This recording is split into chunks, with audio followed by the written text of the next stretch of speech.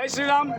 పాత కడప జిల్లాలో దక్షిణ కాశీగా పేరుగాంచినటువంటి ఈ యొక్క వీరభద్రస్వామి యొక్క ఉత్సవాన్ని ప్రతి ఏటా రాయచోటిలో అంగరంగ వైభవంగా ఊరేగింపుగా జరుగుతూ ఉన్నటువంటి ఉత్సవాన్ని కొంతమంది దేశ విద్రోహక శక్తులు, ముఖ్యంగా కొంతమంది ముస్లిం ఉగ్రవాదులు కేవలం హిందువుల యొక్క ఉనికిని, హిందూ ధర్మాన్ని నాశనం చేసేటటువంటి ఉద్దేశంతోన ఈ మధ్యకాలంలో హిందువుల మీద అత్యంత పైశాచికంగా దాడి చేయడం జరిగింది.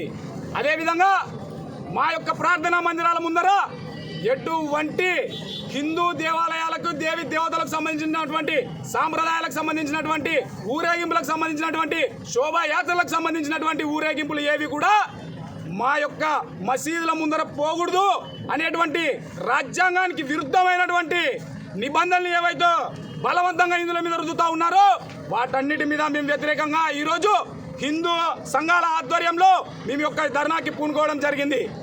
పైగా ఈ యొక్క దాడికి ప్రయత్నించినటువంటి కొంతమంది ఉగ్రవాదుల మీద ఎటువంటి చర్యలు తీసుకోకుండా కేవలం హిందువుల మీద మాత్రమే, అక్కడ ఉన్నటువంటి రాయచోటి ఎస్ఐ ఎవరైతే ఉన్నారో వారి హిందువులని నానా దుర్భాషలాడుతూ ఆయన తప్పుడు కేసులను బనాయించి ఆయన మీదనే అటెంప్ట్ మర్డర్ చేసినట్టుగా ఒక అభూత కల్పనమైనటువంటి ఒక ఎఫ్ఐఆర్ని కూడా ఆయన క్రియేట్ చేయడం జరిగింది. మేము ఈరోజు ఒకటే అడుగుతా ఉన్నాం, ఈ తప్పుడు కేసులు పెట్టినటువంటి ఎస్ఐని వెంటనే సస్పెండ్ చేయాలి. అదేవిధంగా ఈ దాడికి ప్రయత్నించినటువంటి, ఈ దాడులు చేసినటువంటి ఉగ్రవాద చర్యలు చేసినటువంటి ఉగ్రవాదులు ఎవరైతే ఉన్నారో వారిని కఠినంగా శిక్షించాలి.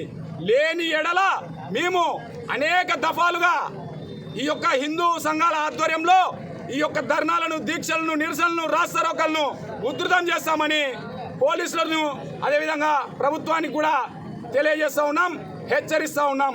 జై శ్రీరామ్.